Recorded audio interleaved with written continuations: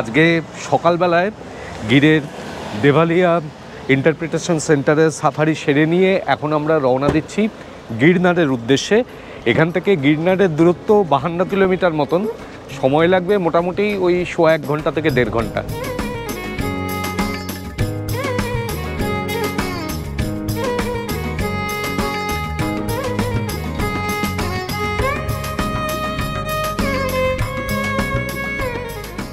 Gir national পার্কের যে reception, সেই মেইন গেটের কাছাকাছি আপনারা হোটেল নিতে চেষ্টা করবেন। এতে আপনাদের সুবিধা হবে যে আপনারা তাড়াতাড়ি পৌঁছতে পারবেন। না হলে আপনাদের অটো বা অন্য কোনো গাড়ি নিয়ে আবার সেই গাড়ি ভাড়া করে তারপরে গেটের কাছে আসতে হবে।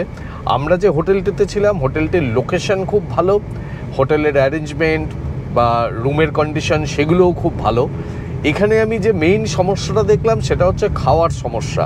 আমরা যে হোটেলে ছিলাম সেখানে মোটামুটি খাবার পাওয়া যায়, রান্নার কোয়ালিটি খুব একটা ভালো না। আমরা আজকে সকালে ব্রেকফাস্টটাই নিয়েছি শুধু, কালকে ডিনারও নিইনি, কারণ অসম্ভব দাম, মানে দামের কোনো মা বাপ নেই। আমি যদিও জানি যে এই রিজার্ভ ফরেস্ট এরিয়াতে যে হোটেল বা রিসর্ট থাকে তার দাম প্রচণ্ড বেশি হয়, কিন্তু এখানে যেন আরও বেশি, আর রান্নার কোয়ালিটি অতি বাজে। এখানে আশেপাশেও আমি যে হোটেলগুলি দেখলাম সেখানে বাঙালি খাবার কিন্তু পাবেন না, সাধারণ গুজরাটি খাবার বা রুটি ডাল ইত্যাদি পাওয়া যায়, সেই খাবারগুলি পাবেন। তো আমরাও কালকে রাত্রিবেলা একটা জায়গা থেকেই এরকম টুকটাক খাবারই খেয়েছি। আর আমি যাচ্ছি হচ্ছে মানে এই ট্রিপটা, এই দুদিনের ট্রিপটা সোমনাথ টু সোমনাথ, এই ট্রিপটা আমি করছি এই যে দীনেশ ভাইয়ার সাথে। এই দীনেশ ভাইয়া যিনি গাড়ি চালাচ্ছেন, এনার ফোন নাম্বার আমি ডেসক্রিপশন বক্সে দিয়ে রাখছি, আপনারা এখানে এসে প্রয়োজন হলে ওনার সাথে যোগাযোগ করতে পারেন। আর এখানে আপনারা যখন এই শাসনগীর থেকে জুনাগড়ের দিকে যাবেন, তখন যে পথটা দিয়ে আপনারা যাবেন সেই পথটা কিন্তু এই গির ন্যাশনাল ফরেস্টের মধ্যে দিয়েই, মানে সেই পথের অধিকাংশই। এই রাস্তাতেও কিন্তু ওই সিংহ, লেপার্ড এসব ঘুরে বেড়ায়, আপনাদের কপাল ভালো থাকলে দেখা পেয়েও যেতে পারেন। তো আমরা এখন যাচ্ছি এই পথ দিয়ে। সব জায়গায় রাস্তার কন্ডিশন খুব ভালো তা বলবো না, মোটামুটি। এখান থেকে রওনা দিয়েছি 11:30 নাগাদ।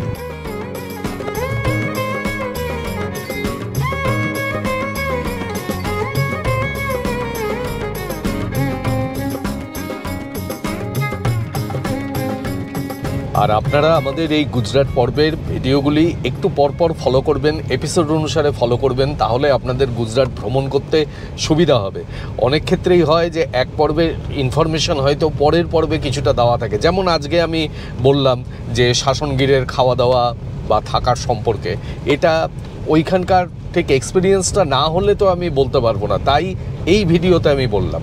সেই কারণেই বলছি এপিসোডগুলো কাইন্ডলি একটু পরপর ফলো করবেন, তাহলে আপনাদের সুবিধা হবে।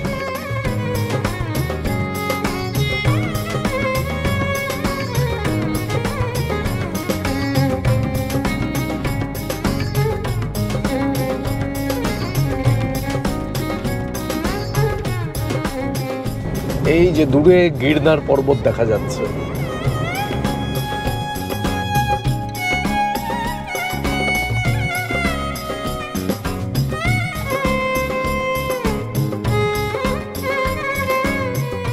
আমরা পৌঁছে গেলাম জুনাগড়। এখন আমরা প্রথমে সোজা গিরনার পাহাড়ে যাব, সেখানে অম্বাদেবীর মন্দিরে আমরা যাব।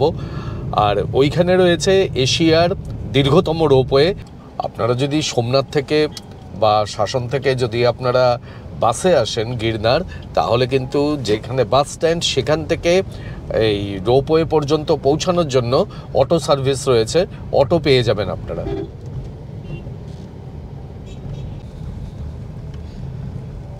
এই হলো গিরনার প্রবেশদ্বার।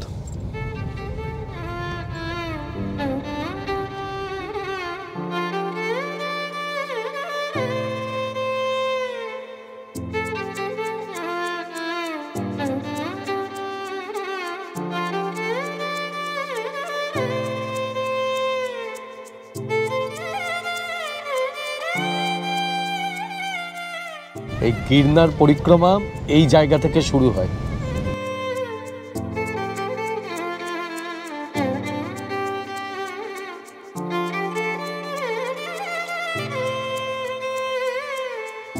আমরা এখন যাচ্ছি গিরনার পর্বতে যে রোপওয়ের কাউন্টার রয়েছে সেই দিকে।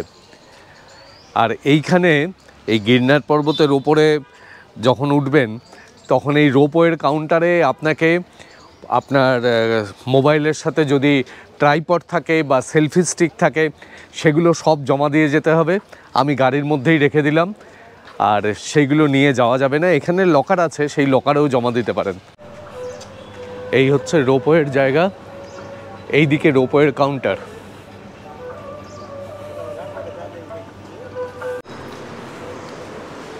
এখানে আপনি অনলাইনেও টিকিট কাটতে পারেন। আমি অনলাইনে টিকিট বুকিংয়ের লিঙ্ক দিয়ে দিচ্ছি। আজকে একেবারে ফাঁকা, কিন্তু বিশেষ বিশেষ উৎসব অনুষ্ঠানের সময় ভিড় হয়, সেই সময় অনলাইনে টিকিট কাটলে সুবিধা।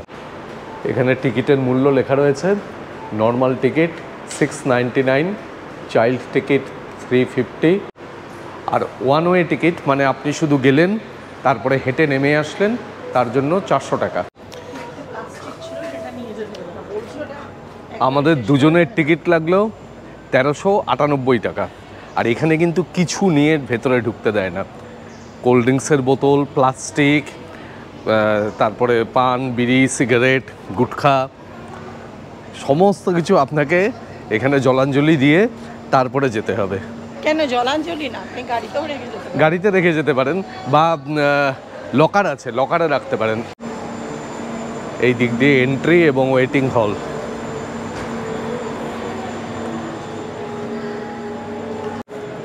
এখানে আপনার ফটো তোলা হবে। এই যে জায়গাটি বিরাট বড় এবং বেশ পরিষ্কার পরিচ্ছন্ন। আমাদের এই মাইক্রোফোনটা জমা নেয়নি, আর এই যে ফটো তুললাম এটা ফেরার সময় আপনাকে দেখাবে। আপনার যদি পছন্দ হয় তাহলে আপনি কিনেও নিতে পারেন। এই টিকিটটা কিন্তু সাথে রেখে দেবেন, এই টিকিটটাই আবার ফিরে আসার সময় দেখাতে হবে। এই যে রোপওয়েতে আমরা উঠলাম, এটি হচ্ছে এশিয়ার দীর্ঘতম রোপওয়ে। 830 মিটার উচ্চতা পর্যন্ত এই রোপওয়েটি যায় এবং প্রায় 13 কিলোমিটার দূরত্ব অতিক্রম করে 10 মিনিটে।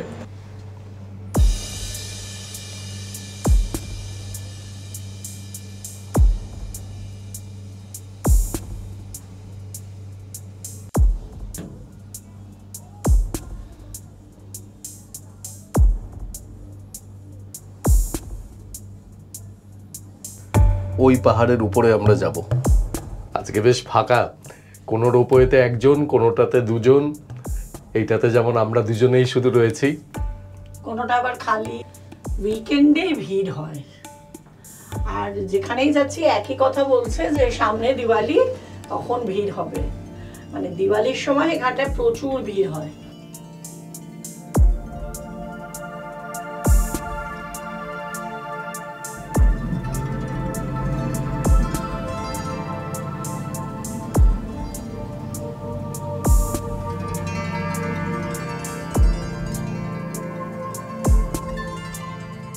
অনেকটা উঁচু আছে, কিন্তু মাঝে মাঝে আবার এরকম করে দেখি কাঁপছে,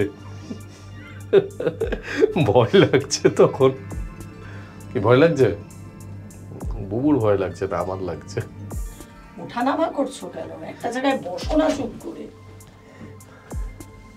বুবুর ভয় লাগছে না, কিন্তু আমি একটু এদিক ওদিক করলে বুবু বকাবকি করছে। উচ্চতাটা অনেক, উচ্চতাটা অনেক।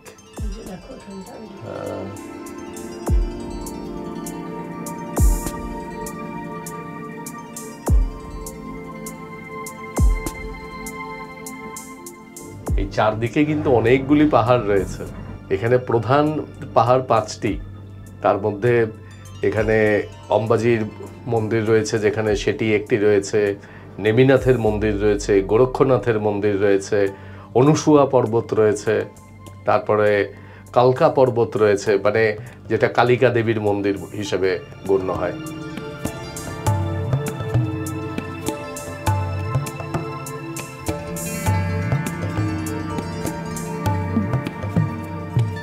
এই রোপওয়ের প্রজেক্টটি নেওয়া হয়েছিল 2013 সালে, কিন্তু তারপরে কাজ এগোয়নি। 2018 সাল থেকে আবার নতুন করে কাজ শুরু হয় এবং 2020 সালে প্রধানমন্ত্রী নরেন্দ্র মোদী এই রোপওয়ের উদ্বোধন করেন।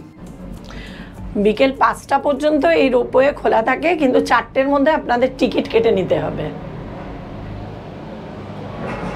এই যে পৌঁছে গেলাম।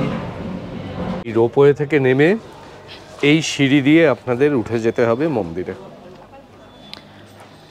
এইটুকু পথ সিঁড়ি দিয়ে কষ্ট করতে হবে। এই পাহাড়টির কিন্তু আগে নাম ছিল রেবতক পর্বত। আর এই গিরনার বা রেবতক পর্বত এটি হচ্ছে গুজরাটের সর্বোচ্চ স্থান। আর এই অঞ্চলটির 1117 মিটার উচ্চতা, আর হিমালয়ের উচ্চতা 8800 মিটার বা অ্যাভারেজ উচ্চতা 8000 মিটার। কিন্তু এই রেবতক পর্বত বা গিরনার পর্বতকে বলা হয় হিমালয়ের পরদাদা, মানে দাদুরও বাবা। তার কারণ হচ্ছে এই পর্বতের বয়স হচ্ছে 670 মিলিয়ন, মানে 60 থেকে 70 কোটি বছর। সেখানে হিমালয়ের বয়স হচ্ছে 50 থেকে 70 মিলিয়ন, মানে ওই 5 থেকে 7 কোটি বছর। আজ এই বয়সের দিক থেকে কিন্তু হিমালয় এই পাহাড়ের তুলনায় অনেক নবীন, অনেক নতুন। আর এই পাহাড়টি অ্যাকচুয়ালি ক্ষয়জাত পর্বত, আরাবল্লী পর্বতেরই একটা এক্সটেনশন। এইখান থেকে জুনাগড় শহর খুব সুন্দর দেখা যায়। দেখুন, দূরে দেখা যাচ্ছে জুনাগড়।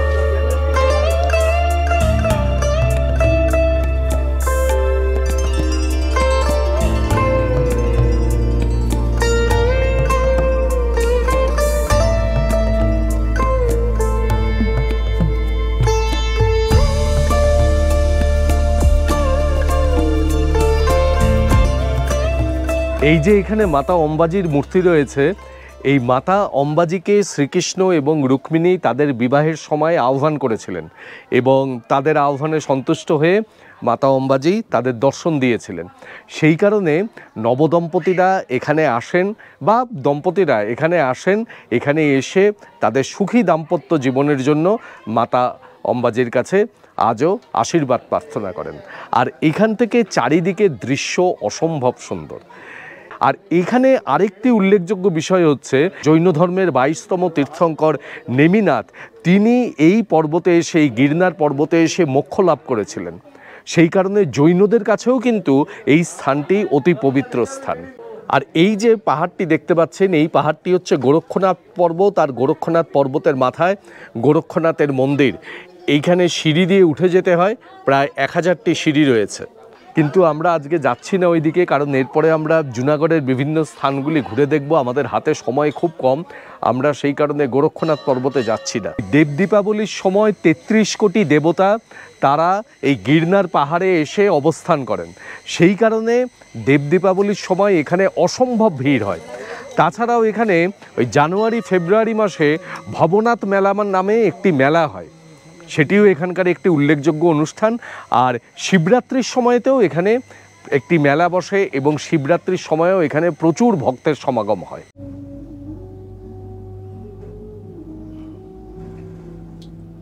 নেমে আসলাম পুরান খাটলা থেকে। নামার সময় একটু সময়টা বেশি লাগলো, কোথাও একটা কিছু সমস্যা হয়েছিল, অনেকক্ষণ দাঁড়িয়েছিল, ঝুলছিলাম।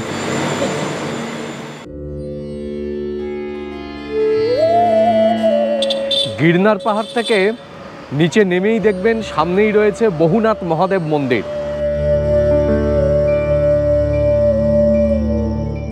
আমরা এই যে সামনে কুণ্ডটি দেখতে পাচ্ছি, এই কুণ্ডটির নাম হলো দামোদর কুণ্ড। হরিদ্বারের গঙ্গার ঘাট বা আমরা যে সোমনাথের ত্রিবেণী ঘাট দেখলাম, সেই রকমই পবিত্র এই স্থান। মৃত্যুর পর এইখানে অস্থি বিসর্জন দেওয়ার প্রথা রয়েছে। আর এই জায়গাটিকে ঘিরেও একটি সুন্দর গল্প রয়েছে। এই জায়গায় দামোদরজি নামে একজন বাস করতেন। তিনি রেবতীজি এবং বলদেবজি এই দুজনের অসম্ভব ভক্ত ছিলেন এবং তারা ওনাকে আশীর্বাদ করেছিলেন যে তুমি এখানে আমরা যে কুণ্ডটি সৃষ্টি করছি সেইখানে বিলীন হবে। তার থেকেই এই কুণ্ডের নাম হয় দামোদর কুণ্ড। এইখানে রয়েছে রেবতীজি ও বলদেবজির মন্দির, কিন্তু এই মন্দিরের ভেতরে অন্যান্য মন্দিরগুলির মতোই ছবি তুলতে দেওয়া হয় না। এই হলো ভক্ত দামোদর দাসের মূর্তি। আর তারপরে এইখানে দামোদর কুণ্ড, আর ওই দিকে রয়েছে বলদেবজি এবং রেবতীজির মন্দির। ভারতবর্ষের যে সকল জায়গায় অশোকের শিলালিপি উদ্ধার হয়েছে, তার মধ্যে কিন্তু অন্য আরেকটি উল্লেখযোগ্য স্থান হচ্ছে এই জুনাগড়। অশোক খ্রিস্টপূর্ব 273 থেকে 250 এই সময়ের মধ্যে বেশ কতগুলি বাণী সম্বলিত এবং মানুষের কল্যাণ সম্বলিত শিলালিপি তিনি ভারতবর্ষের বিভিন্ন জায়গায় তিনি প্রতিষ্ঠা করেন, যার মধ্যে এই জুনাগড়ে রয়েছে সেই শিলালিপির প্রায় 22টি প্রতিলিপি। তার মধ্যে কয়েকটি এখানে এই মিউজিয়ামটির মধ্যে রয়েছে এবং বাদবাকি অংশগুলি ইন্ডিয়ান মিউজিয়াম দিল্লিতে রয়েছে।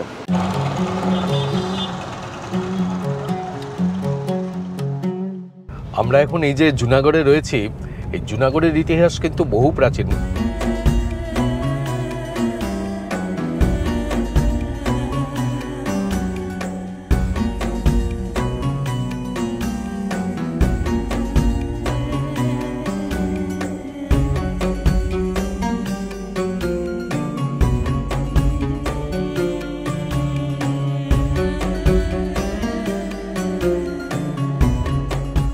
এই জুনাগড়ে কিন্তু একসময় চন্দ্রগুপ্ত মৌর্যের শাসনে অন্তর্গত ছিল এবং এখানে সম্রাট অশোকের শিলালিপিও পাওয়া গেছে। আর পরবর্তীকালে হিন্দু রাজারা, মানে রাজা ভীমদেব, সেই ভীমদেবের শাসনের আওতায় ছিল এই জুনাগড়। তার পরবর্তীকালে আসে হচ্ছে মোহাম্মদ বেগারার শাসনকাল, মুসলিম শাসনকাল। সেই মুসলিম শাসনকালে জুনাগড় তার অন্তর্গত হয়। তারও পরবর্তীকালে যখন মোগল শাসনকাল আসে, সেই মোগল শাসনকালে জুনাগড়ের কিন্তু সমৃদ্ধি আরও বৃদ্ধি পেতে থাকে। আর মোগলরা যে সকল ফৌজদারদের নিয়োগ করেছিলেন বিভিন্ন প্রভিন্সে তার মধ্যে এখানে যিনি ফৌজদার ছিলেন তিনি হচ্ছেন মোহাম্মদ বাহাদুর খানজি। সেই মোহাম্মদ বাহাদুর খানজি 1748 সালে তিনি মোগল রাজা এখানে যিনি ছিলেন তাকে হটিয়ে দিয়ে নিজে এখানে রাজবংশের প্রতিষ্ঠা করেন এবং তিনি যে রাজবংশ প্রতিষ্ঠা করেন সেটার নাম হচ্ছে বাবি রাজবংশ। সেই বাবি রাজবংশের বিভিন্ন নিদর্শন এখানে রয়েছে। এখানে জুনাগড়ের প্রভূত উন্নতি এই বাবি রাজবংশের আমলেই হয় এবং এই বাবি রাজবংশই কিন্তু ব্রিটিশদের সময় পর্যন্ত এখানে রাজত্ব করেছে। স্বাধীনতার পরবর্তীকালে জুনাগড়ে একটি গণভোট হয় এবং তার পরিপ্রেক্ষিতে এই জুনাগড় রাজ্য স্বাধীন ভারতের সাথে অন্তর্ভুক্ত হয় 1948 সালে।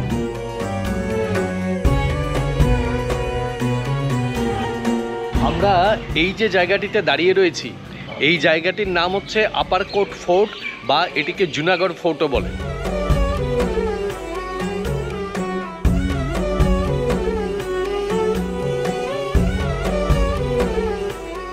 319 খ্রিস্টপূর্বে চন্দ্রগুপ্ত মৌর্য এই দুর্গটি গঠন করেন।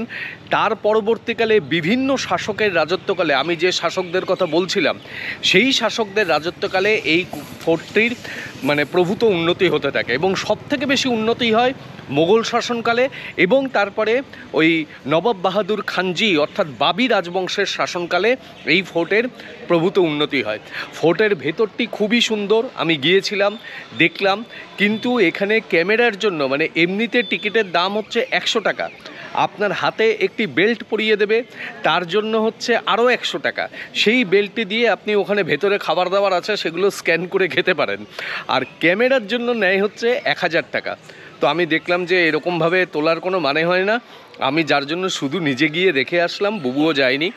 ভেতরটি বেশ সুন্দর, বিভিন্ন অংশ রয়েছে, বিশেষ করে 2টি স্টেপ ওয়েল রয়েছে যেগুলি উল্লেখযোগ্য। আপনারা চাইলে আপনারা যখন আসবেন ঘুরতে সেই সময় গিয়ে আপনারা দেখতেই পারেন। আর এই ফোর্টটি খোলা থাকে সকাল 8টা থেকে বিকেল 4টে পর্যন্ত। আমি বাইরে থেকেই যতটুকু ছবি পারলাম সেই ছবি তুলে আপনাদের দেখালাম। আমার কাছে যদিও ব্যাপারটি খুব অদ্ভুত লাগলো, কেননা এএসআই রেকগনাইজড সাইটে সমস্ত জায়গাতেই ক্যামেরার মূল্য হচ্ছে 25 টাকা। এখানে 1000 টাকা কেন চাইলো আমি বুঝতে পারলাম না। আমি সেটা বললামও, বললো এই রেট হয়। কী করে এই রেট হয় কে জানে। আমরা এখন এসে পৌঁছেছি জুনাগড়ের দারুণ সুন্দর 2টি স্থাপত্যের সামনে। এই যে 2টি মকবরা দেখছেন, এর মধ্যে একটির নাম মহাবতে বা মহব্বতে মকবরা, আরেকটির নাম বাহাউদ্দিন মকবরা। এই মকবরা দুটি আগে জুনাগড়ের নবাবদের প্রাসাদই ছিল। পরবর্তীকালে 1868 সালে মাহাবাদ খানজি তিনি এখানে এই মকবরাটি নির্মাণ করা শুরু করেন, কিন্তু তিনি সম্পূর্ণ করতে পারেননি। তার উত্তরসূরি বাহাদুর খানজি তিনি 1892 সালে গিয়ে এই মকবরাটি সম্পূর্ণ করেন। এই মকবরাটির নাম হলো তাই মাহাবাত মকবরা বা লোকের মুখে মুখে পরে মহব্বতে মকবরাও হয়েছে। আর তার পাশে তার পরবর্তীকালে যিনি নবাব ছিলেন সেই বাহাউদ্দিন হাসান ভাই, তিনি এই মকবরাটি প্রতিষ্ঠা করেন এবং তিনি 1893 সাল থেকে 1896 সালের মধ্যে এই মকবরাটির নির্মাণ কাজ সম্পূর্ণ করেছিলেন। এই মকবরাটির নাম বাহাউদ্দিন মকবরা। তবে আমি একটা জিনিস বুঝি না, যে এখানে টিকিটের মূল্য ঠিকই আছে, 20 টাকা করে টিকিটের মূল্য, কিন্তু প্রতিটা জায়গায় দেখছি ক্যামেরার চার্জ হচ্ছে 850 টাকা থেকে 1000 টাকা। এটা আমি জিজ্ঞেস করলাম যে ASI এর এতে তো এরকম হয় না, তখন বলল সরকার কি তরফ সে, কোন সি সরকার আমি তো বুঝলাম না। যদি গুজরাট গভর্নমেন্টই এরকম করে থাকেন তাহলে আমার মনে হয় এটা একটা অতিরিক্ত চার্জ, কেননা যারা আসেন ছবি তোলেন, ছবির মাধ্যমে তো জায়গাটার প্রচারও হয়, সেই সম্পর্কে বলা, সেই বিষয়টাকে দেখানো, তাতে যে কি অসুবিধা যে ছবি তোলার জন্য যদি এরকম 850 টাকা, 900 টাকা, 1000 টাকা করে চার্জ হয়, তাহলে তো সত্যি কথা বলতে কি যে অনেকেই তো আসতে চাইবে না, মানে উৎসাহ পাবে না। হ্যাঁ, মোবাইলে যদি ছবি তোলেন তার জন্য চার্জ নেই, কিন্তু ক্যামেরা ইউজ করলেই এই রকম চার্জ। সেই কারণে এই মহাব্বত মকবরা, মানে যেটাকে মহব্বতে মকবরাও বলে, আর এই বাহাউদ্দিন মকবরা, এই দুটি মকবরার ছবিই কিন্তু বুবু ওর মোবাইলে তুলে এনেছে। সেই ছবি দুটোই আপনাদের দেখাচ্ছি।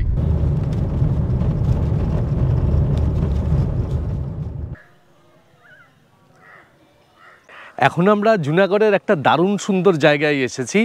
এই যে ড্যামটি দেখছেন, এই ড্যামটির নাম উইলিংডন ড্যাম।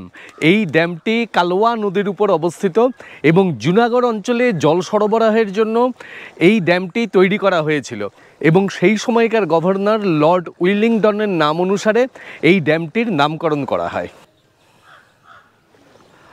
আর এইখানে এসে কিন্তু আপনি বিকেলবেলার দিকে বেশ সুন্দর সময় কাটাতে পারেন। এখানে খুব সুন্দর হাওয়া দেয়, এই ড্যামের জলের শোভা উপভোগ করুন। এইখানে প্রচুর মাছ রয়েছে, তাদের খাওয়ার দিন। আর তাছাড়া কুমিরও দেখা যায় এখানে। ওই যে ওইখানটাতে দুটি কুমির রয়েছে, জলে ভেসে রয়েছে।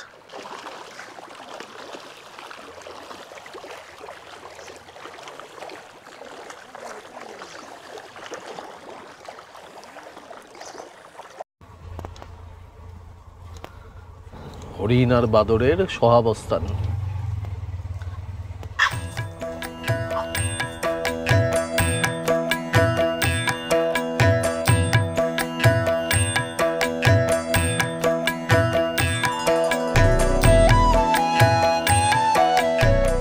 গিরনার এবং জুনাগড় দেখে নিয়ে আমরা আবার পৌঁছে গেলাম সোমনাথ। ঘড়িতে এখন সময় 5:46। এরপর সেই দিনই রাত্রি 11টার সময় সোমনাথের নিকটবর্তী ভেরাবল স্টেশন থেকে আমরা দ্বারকার উদ্দেশ্যে রওনা দিয়েছিলাম। দ্বারকাধামের ভিডিও নিয়ে আসবো এর পরের এপিসোডে। আর আমাদের আজকের এই ভিডিওটি আপনাদের কাছে কেমন লাগলো সেটি অবশ্যই কমেন্ট বক্সে কমেন্ট করে জানাবেন। ভালো লাগলে চ্যানেলটিকে সাবস্ক্রাইব করবেন এবং অবশ্যই সঙ্গে থাকবেন। অনেক ধন্যবাদ।